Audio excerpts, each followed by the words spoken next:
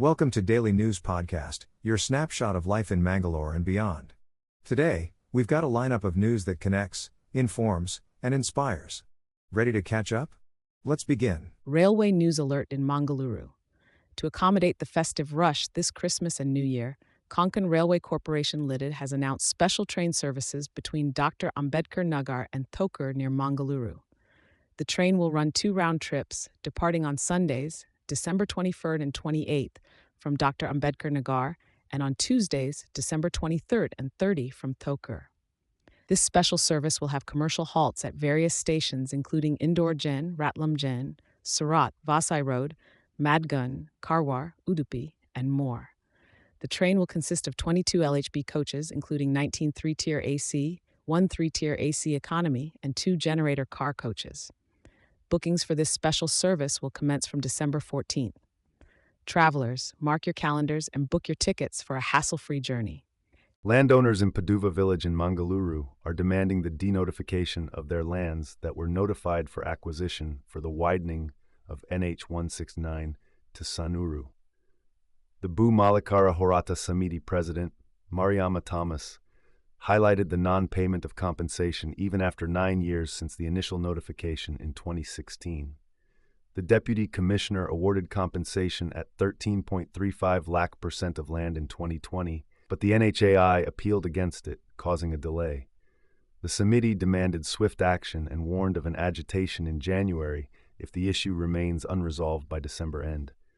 Vishwajit from the Samiti also spoke on the matter. In Mangaluru today, the Administration Committee of Bailu Sri Jarandayabanta Daivasthana and Sri Varahi Panjurli Daivasthana clarified that the Daiva Nema and related rituals following actor Rishab Shetty's vow were conducted in strict accordance with the shrine's customs. The committee addressed a press conference led by Honorary President Ravi Prasanna, stating that the Na Bulia ritual has been a tradition at the shrine for years and was performed appropriately. Ravi Prasanna emphasized the importance of understanding the shrine's customs before passing judgment on the Daiva possession. He mentioned that legal action will be taken against those spreading false information about the shrine. The committee also lodged complaints with the police commissioner and Kadri police station against such individuals. The press conference was attended by temple committee members and villagers who offered a collective prayer in front of the Jarandaya Banta Deva shrine. Daiva Nartaka, Mukesh reiterated the significance of the Daiva in his life and stated that the ritual was conducted as per ancestral teachings, with all answers coming from the Daiva itself. In a major development, the Union Railway Minister Ashwini Vaishnaw has announced plans to introduce the Vande Bharat Express from Bengaluru to Mangaluru, Udupi, and Karwar. This decision comes after Udupi Chikamagaluru MP Kota Srinivas Pujari met with the railway minister in New Delhi to highlight the need for this service. With electrification works in the GAT section nearing completion, the railway minister has assured that efforts will be made to improve train services in coastal Karnataka. Once the electrification of the Sakleshpur GAT section is finished, the proposal to introduce the Vande Bharat train on this route will be considered, benefiting passengers traveling between Bengaluru and the coastal districts. Stay tuned for more updates on this exciting development. In Kasaragod, the results of the recent local body elections in Kerala will be declared today. Vote counting at 9 centers will start at 8 a.m. and is expected to conclude by afternoon. A total of 48 local self-government institutions went to polls with a voter turnout of 74.89%, where 8,032,094 out of 11,190 eligible voters cast their vote. The elections covered different levels of governance like district panchayats, block panchayats, municipalities, and gram panchayats. Results from the major parties, LDF, UDF, and BJP, are eagerly awaited. Stay tuned for more updates on the election outcome. In Udupi, skeletal remains of an unidentified man were found along the Ambalpady stretch of the national highway.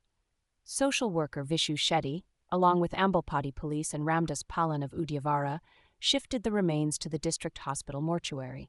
Initial investigations suggest the man may have passed away some time ago. A complaint was lodged at the Udupi Town Police Station after the discovery on December 12th.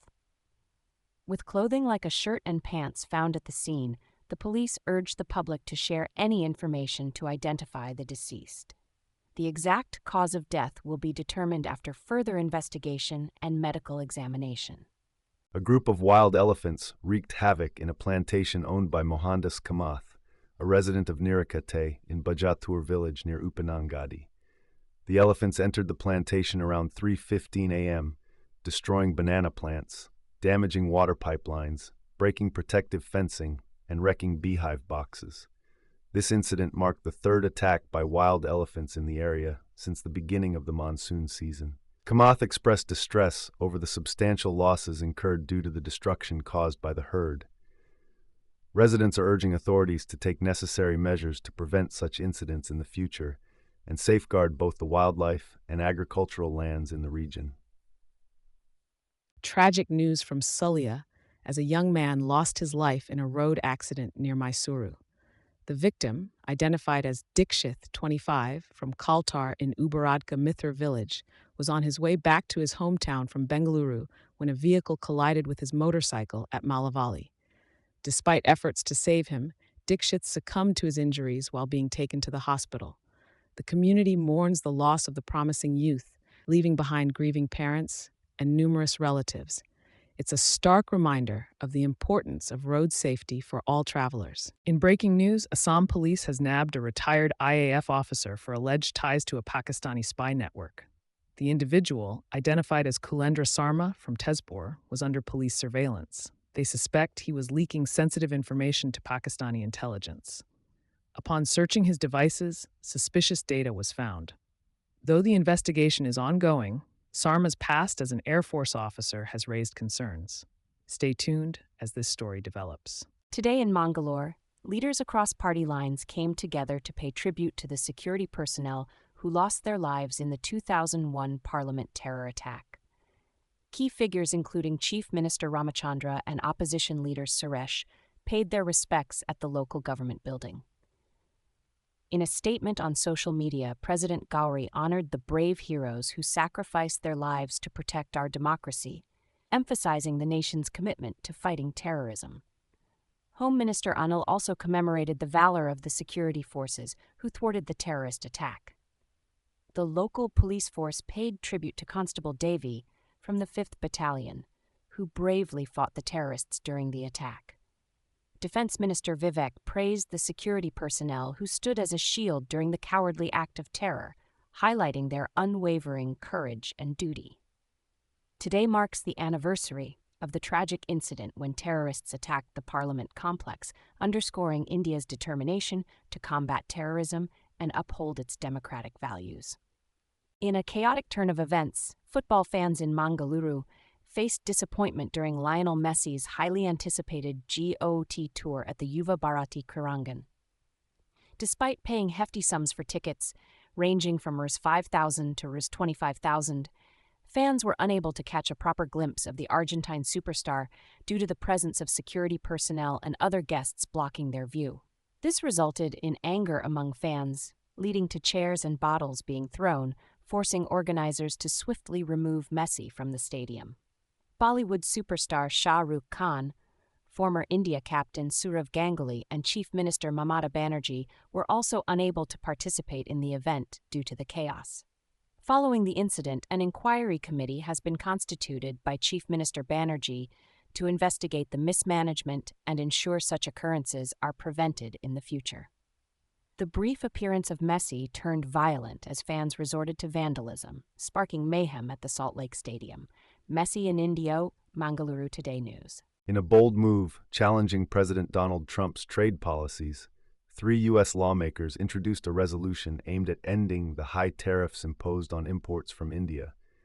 The resolution, led by Representatives Deborah Ross, Mark Vesey, and Raja Krishnamurthy, seeks to revoke the additional 25% tariffs on Indian goods imposed recently. The lawmakers emphasized the strong economic and cultural ties between North Carolina and India, stressing that the tariffs negatively impact businesses and consumers. Congressman Krishnamurthy highlighted that these tariffs disrupt supply chains, harm American workers, and raise costs for consumers. The resolution reflects a broader effort by congressional Democrats to counter Trump's trade actions and strengthen the U.S.-India relationship. This move comes after earlier appeals by the lawmakers to reverse tariff policies and improve bilateral ties with India. Mangaluru Today brings you a tragic incident from Bengaluru where a 32-year-old businessman, Arun Kumar, lost his life while trying to rescue his pet macaw. The valuable bird had landed on a high-voltage wire after fleeing the house, prompting Kumar to climb a wall with a steel pipe. Unfortunately, the pipe accidentally touched the live wire, leading to a fatal electric shock. Despite being rushed to the hospital, Kumar was declared brought dead.